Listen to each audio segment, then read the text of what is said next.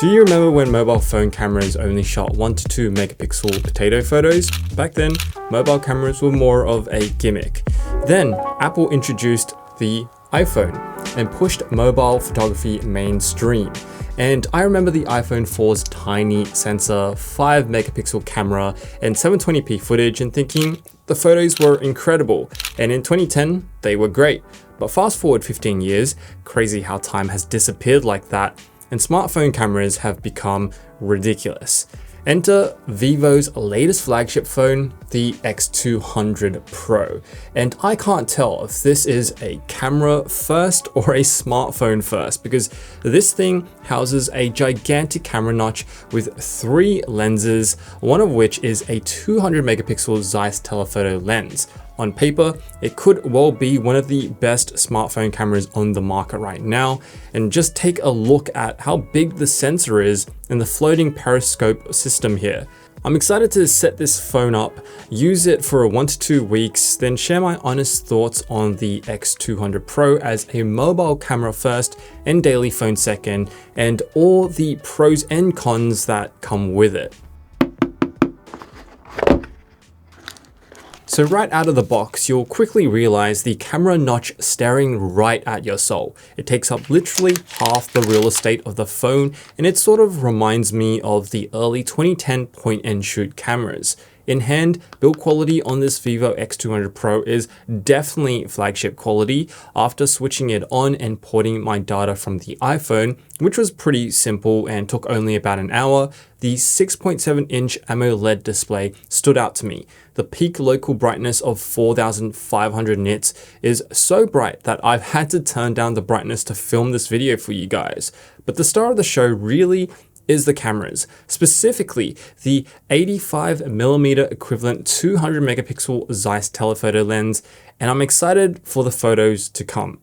Okay, so the moment I took this phone out for a bit of casual street photography on this beautiful day, I was immediately impressed. The zoom capability blew me away, from its ultra-wide lens shot here, which is a bit mid though, through to its main 15 megapixel lens, which is solid, then to the ridiculous 200 megapixel Zeiss telephoto lens. It gets incredibly close to the subject, and the quality retained at this focal length is nothing short of amazing for a smartphone. You can literally see into the hotel rooms from a mile away, and there's an incredible amount of bokeh even at this focal length. Like, these shots here that you're seeing are simply unedited JPEG photos right off the phone, and they're great as they are, but they even get better with Vivo's RAW and SuperRAW photos. So after the first few days with it snapping photos like these, I'd honestly be happy to shoot exclusively JPEG on this phone, because the X200 Pro base photos are solid right off the phone. It's perfect for posting right onto social media, and there are also a batch of solid photography tools baked in to customize the look of the photos without shooting in RAW mode. For example, I've set the camera's color tone to the Zeiss natural mode, which does a nice job of slightly desaturating a photo with a flat color tone to deliver what I think is a pretty natural and lifelike snap. This same shot on an iPhone would almost always be overly warm with the origins overblown in saturation. So yeah, I've been quite enjoying the Zeiss natural mode, and I've had it switched on for about the entirety of my time with this phone. The inbuilt filters aren't as well engineered as Zeiss color tone, but they're decent for quick on-the-fly color adjustments and great looks for snaps like these. Looking back at these photos again on my monitor at its full resolution, it's kind of hard to believe that this is just a smartphone camera. The quality and sharpness is consistent throughout all corners of the photo, and I reckon it produces photos that are on par or even better than mid-range point and shoot cameras released only 5 years ago, especially if you shoot in RAW mode, which produces some sick results. Just before I show you the raw photos though, Monday.com is sponsoring this segment of the video. My workspace used to be a mess and the team and I were drowning in a sea of disconnected apps and it just kills team productivity. But Monday.com combines everything you need in a single easy to use platform, from project management, team collaboration, and all your most used apps in one spot. It's like the ultimate command center for your work life. For example, Monday.com dashboards gives you and your team an entire bird's eye view of all projects and their progress in one spot without the headache of manually sifting through emails, spreadsheets, and company updates. Then, my other favorite feature is automations. It's a no-code way for you and your team to automatically tell Monday.com to complete a task or process. This multi-step automation here, for example, updates and shifts statuses on a Kanban board and saves me time. Paired with app integrations, Monday.com has become the team's go-to work platform where everyone has an easier time getting the work done faster. So if you're looking to supercharge your team's productivity this year and keep your business super organized, Monday.com could be exactly what you need. My viewers can check out Monday.com for free through the link in the description box. Alright, so moving on, Vivo has both a RAW mode and its proprietary SuperRAW mode, which takes multiple RAW photos to help reduce noise and improve dynamic range. So this is an example photo of an unedited RAW shot right out of the phone, and by adding a quick preset edit over these RAW shots, you can see just how much more you can pry out of a RAW photo on this phone. I was pretty surprised by how well the RAW shots work with the AEZ01 presets here.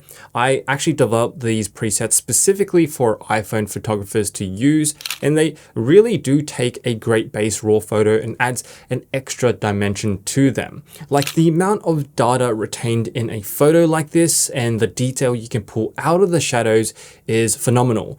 I'm really impressed with the RAW photo capability of the X200 Pro. Like, do these photos look as good as, a dedicated Zeiss glass on Sony a7C Mark II? Of course not. But considering it's, just a smartphone camera, I'm pretty blown away. I don't think anyone's surprised to hear Zeiss lenses are great, but what has surprised me is just how great of a job Vivo has done with the post-photo processing. Vivo's done a great job squeezing out everything out of this Zeiss lens, and it just makes the photos from the Samsung S24 Ultra I reviewed last year.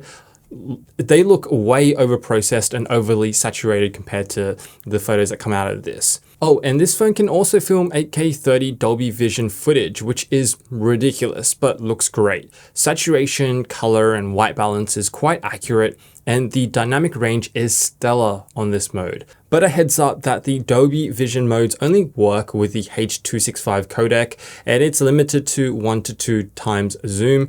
But hey, 8K 30 Dolby Vision video as an option on a phone is epic. This smartphone camera isn't perfect though. Over the week, I've noticed the shutter lag being brutal, especially when shooting in super RAW mode. Like even shooting JPEGs in certain situations like this one here, you not only get a blurry subject, but the entire photo has this unintentional and strange bloom filter look. I've also noticed lens flare and overly green tones in shadows like in this photo here, so the camera can be unforgiving at times unless you're executing just the right shot. Also, half the phone's design is the camera cutout, and so laying this phone on its back makes it look like a bit of a diagonal ramp. It's great for finger skating like the Touch Grind app. Anyone remembers that game? But not so convenient for laying your phone on flat surfaces. And while we're on the topic of negatives, I'll just go through a few more other observations that let this otherwise great phone down. So the Dimensity 9400 chip is more than enough juice for everyday use, but it does have some heat throttling issues. I've experienced moments when performance was throttled during high load, so if you're big on, say, mobile gaming, you'll want to look elsewhere. The speakers are also lacking and it almost sounds tinny at higher volumes. Then wireless charging is nowhere to be found. Pretty disappointing for a flagship phone. And I only realized how convenient or how often I use wireless charging until it's taken away. Negatives aside, here are some interesting features outside of the great camera that I've noticed while using the phone for the last couple of weeks. The AMOLED screen is one of the brightest smartphone displays I've reviewed yet. Vivo claims it peaks at a local brightness of 4,500 nits, but in real life, in auto brightness mode, it's more like 2000 nits, but the display has been a joy to use at its 6.7-inch size and 452 ppi density, an increase of 13% pixel density over the Vivo X100 Ultra. We also really need to talk about the battery because it's stupid. It's one of the rare few smartphones I've tested that has a legitimate 2-day battery life. I've gone through a full day of heavy use and still have, give or take, 50% charge remaining. That's with auto brightness on, full display resolution, a smart switch for frame rate, and 0 tweaks to the battery settings. I was even able to, snap hundreds of photos and film dozens of 4 to 8K footage all day and have it only eat into half its battery. It really impressed me, and I believe we have its silicon carbon batteries inside here to thank for its 2-day battery life. It's a type of battery that allows for high milliamp capacity in a small form factor. It's something that Chinese smartphones are heavily investing in, and it's a win for us consumers.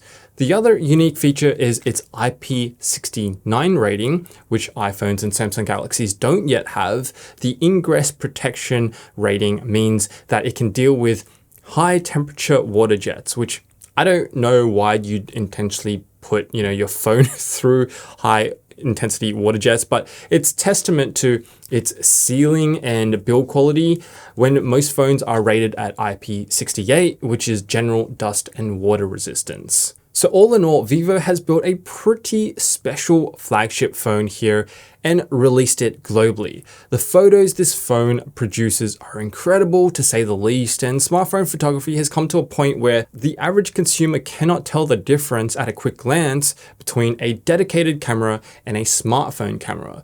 But because of the compact size of phones, they still can't replace, the depth of field, low light performance, and lens versatility of a dedicated camera. But there are plenty of moments, especially when I'm on the road, where I'd prefer using my smartphone to take photos rather than a big, bulky, mirrorless camera any day of the week. And for those moments, I would totally place my faith in a smartphone like this. The Vivo X200 Pro sets the mobile photography standard so high, and I'm just really thrilled to see what's in store for us ahead in the smartphone space when this is the photography standard.